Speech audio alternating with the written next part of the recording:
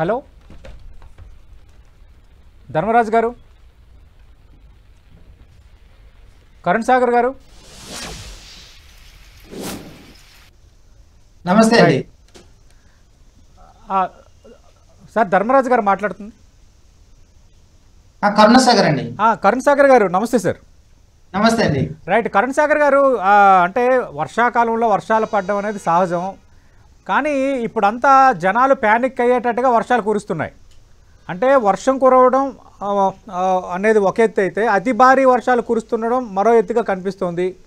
రెండోది, ఎప్పుడూ లేనట్టుగా క్లౌడ్ బర్స్ట్ జరుగుతున్నాయి. హైదరాబాద్ కానీ అలాగే ఆంధ్రప్రదేశ్లో కొన్ని జిల్లాల్లో కానీ సడన్గా వర్షం కురియటం, ఒక దారపోతలాగా, ఒక కుండ పోతలాగా వర్షం కురుస్తున్న వాతావరణం ఎందుకు ఏర్పడుతోంది? వాతావరణం ఏమైనా మార్పులు వస్తున్నాయా? ఏం చెప్తారు సార్ దీనిపైన? సార్, వాతావరణంలో మార్పులు అనేది సాధారణంగా జరుగుతూనే ఉన్నాయి. మనం సాధారణంగా వింటున్నాం గ్లోబల్ వార్మింగ్ అనే ఇవన్నీ కూడా, కానీ ప్రతిదాన్ని కూడా దాన్ని లింక్ చేయడం సరికాదు. కానీ దాదాపుగా మనకు గ్లోబల్ వార్మింగ్ తోనే మనకి అత్యంత ఉష్ణోగ్రతలు అలాగే అత్యంత భారీ వర్షాలు కూడా రావడం జరుగుతుంది. సాధారణంగా మనం చూసినట్లయితే మనం ఎల్ఆర్ఎఫ్ ఇస్తుంటాం, లాంగ్ రేంజ్ ఫోర్కాస్ట్ ఇవంతా కూడా. So June, July, August, September అని ఈ 4 months తీసుకుంటాం మాన్సూన్ పీరియడ్ అని. సాధారణంగా మనకు ఇంత ముందు చూసినట్లయితే పాత రోజుల్లో దాదాపుగా నెంబర్ ఆఫ్ రెయినీ డేస్ అనేది కంటిన్యూగా దాదాపు 1 to 2 days అలాగ వచ్చేది ఆన్ యావరేజ్. కానీ ఇప్పుడు నెంబర్ ఆఫ్ రెయినీ డేస్ అనేది తక్కువ వస్తుంది, కానీ టోటల్ అమౌంట్ ఆఫ్ రెయిన్ఫాల్ చూస్తే ఈక్వల్గా ఉంది. సేమ్ ఇంతకుముందు ఎలాగ ఉంటుంది అలాగ ఉంటుంది. అంటే దీని అర్థం ఏంటంటే నెంబర్ ఆఫ్ రెయినీ డేస్ తగ్గినప్పటికీ కూడా వచ్చిన రోజుల్లో అత్యధిక వర్షపాతాలు వస్తున్నాయి. దానివల్ల మనకు భారీ నుండి అతి భారీ వర్షాలు కూడా రావడం జరుగుతున్నాయి సార్. కరణ్ సాగర్ గారు, ప్రధానంగా ఆంధ్రప్రదేశ్లో ఏ జిల్లాలకు అతి భారీ వర్ష సూచన ఉంది? సార్, యాక్చువల్గా మన తెలంగాణ డైరెక్టర్ మేడం గారు చెప్పినట్లుగా పశ్చిమ మధ్య మరియు వాయు బంగాళాఖాతంలో ఈ రోజు ఉదయం ఒక అల్పపీడనం ఏర్పడడం జరిగింది. ఇది పశ్చిమ వాయువ్య దిశగా కదిగి మరింతగా గుర్తించబడినటువంటి అల్పపీడనంగా రేపటికి మారే అవకాశం ఉంది, అంటే రానున్న 24 గంటల్లో. సో దీని ఫలితంగా ఈ రోజు చూసినట్లయితే మనకు రాష్ట్రంలో విస్తారంగా వర్షాలు కురిసేదానికి అవకాశం ఉంది. తేలికపాటి నుండి ఒక మోస్తరు వర్షాలు మనకు అనేక చోట్ల వచ్చేదానికి అవకాశం ఉంది.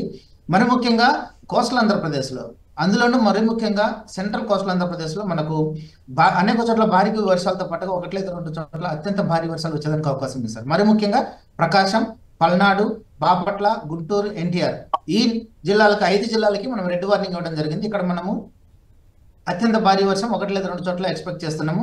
దాని పక్కన ఉన్నటువంటి కర్నూలు, నంద్యాల, నెల్లూరు, కృష్ణా, ఏలూరు, వెస్ట్ గోదావరి ఈ జిల్లాలకి ఆరెంజ్ వార్నింగ్ ఇవ్వడం జరిగింది, అంటే భారీ నుండి అతి భారీ వర్షాలు రావడానికి అవకాశం ఉంది.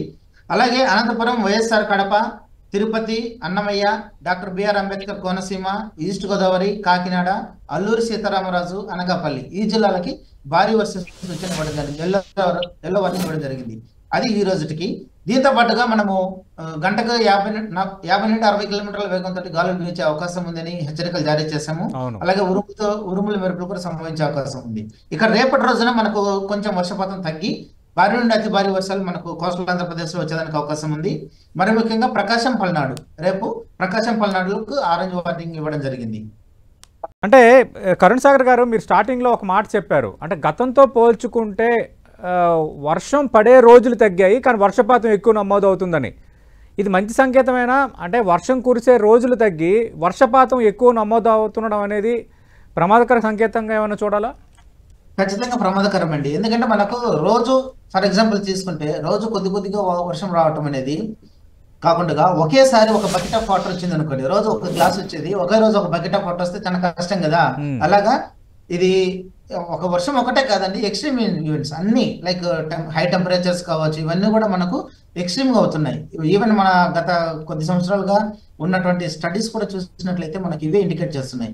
Extreme events are going to increase over the country, especially core monsoon region ఇక్కడంతా కూడా హెవీ రెయిన్ఫాల్ యాక్టివిటీస్ పెరుగుతున్నాయి. సో దీనివల్ల ఏంటంటే సడన్ గా వర్షం వచ్చింది అనుకోండి, లైక్ క్లౌడ్ బర్స్, మీరు ఇంత ముందుగా అన్నట్టుగా క్లౌడ్ బర్స్ రావచ్చు. అఫ్ కోర్స్ మనకు కొంచెం తక్కువగా ఉన్నప్పటికీ అవకాశము, కానీ ఎక్కడైనా సరే మన కంట్రీలో ఇలాంటి అవకాశం రావడం అనేది, ఇలాంటి వర్షం రావడం అనేది కొంచెము ఏదైనా చర్యలు తీసుకోవడానికి కానీ, ముందస్తు జాగ్రత్తలు తీసుకోవడానికి కానీ కొంచెం ఇబ్బందికరమైన పరిస్థితులు ఎదుర్కొనే అవకాశం ఉంది. దీనివల్ల మనకు చాలా వరకు నష్టం వాటిల్లేదానికి అవకాశాలు ఉన్నాయండి. అంటే ఇంకా మరి పరిస్థితి ఎలాగే ఉంటుందా? ఒక విచిత్రమైన వాతావరణం మనం చూస్తున్నాము, లేదంటే భవిష్యత్తులో మళ్ళీ మారే ఛాన్స్ ఏమైనా ఉందా? భవిష్యత్తులో ఇప్పుడు ఆల్రెడీ మనకు ఐపీసీసీ అని చెప్పేసి ఒక ఇంటర్నేషనల్ ఆర్గనైజేషన్ ఉందండి. అన్ని కంట్రీస్ కూడా సమన్వయం చేసుకుంటుంటారు. వాళ్ళు ఇస్తున్నటువంటి హెచ్చరికలు దాదాపు కొన్ని కంట్రీస్ ఫాలో అవుతున్నాయి. But still some more countries at to follow. వాళ్ళు కొంతమంది ఇంకా ఫాలో అవ్వట్లేదు. అంటే మా వల్ల వాళ్ళకి ఎందుకు ఇబ్బంది వస్తుంది ఉన్నాయి. కానీ సో ఏదేమైనప్పటికీ ప్రభుత్వాలు ఐపీసీసీ ఇచ్చినటువంటి ఇన్స్ట్రక్షన్స్ ఫాలో అవుతూ కొంత అవేర్నెస్ వచ్చింది. ఈవెన్ ప్రజల్లో కూడా కొంత మేరకు అవేర్నెస్ వచ్చింది. ఇలాంటి అవేర్నెస్ ని ఇంకా కొంచెం తీసుకునేసి వాళ్ళు ముందస్తు జాగ్రత్తలు తీసుకుంటే కొంచెం దీన్ని ఎదుర్కొనే దానికి అవకాశం ఉంది. అట్ ది సేమ్ టైం ఉదాహరణ వచ్చేస్తే ఇప్పుడు కోడి ముంద గుడ్డు ముందు అన్నట్లుగా ఉంటుందండి. ఏసీలు టెంపరేచర్ పెరుగుతుంది కాబట్టి ఏసీలు పెడుతున్నాం. ఏసీలు పెరగడం వల్ల మనకు కార్బన్ ఎమిషన్ పెరుగుతుంది, దానివల్ల గ్లోబల్ వార్మింగ్ పెరుగుతుంది. ఇందులో ఏది కట్ చేసుకోవాలి, ఏది మనం కంట్రోల్ చేసుకోవాలి అర్థం కావట్లేదు. సో దీనిపైన ఒక సమగ్ర నివేదిక కానీ లేకపోతే సమగ్ర స్టడీ చేస్తే గానీ మనకు టర్మ్స్ అండ్ కండిషన్స్ ఇచ్చి ప్రజలను అప్రమత్తం చేస్తే గానీ మనం ఇందు నుంచి కొంచెం బయటకు వచ్చేదానికి అవకాశం ఉంటుంది. ఓకే, అంటే మరి ఈ వర్షాలు ఇంత పరిస్థితి చూస్తుంటే ఈ సంవత్సరం ఖచ్చితంగా రికార్డు స్థాయి వర్షపాతం నమోదుకు ఛాన్స్ ఉందా? మనం ముందుగానే చెప్పామండి. ఫస్ట్ లాంగ్ రేంజ్ ఫోర్కాస్ట్ ఇచ్చినప్పుడు మేలోనే చెప్పాం ఈ సీజనల్ లో మనకు అబవ్ నార్మల్ రైన్ఫాల్ కండిషన్స్ మనం ఫేస్ చేస్తామని.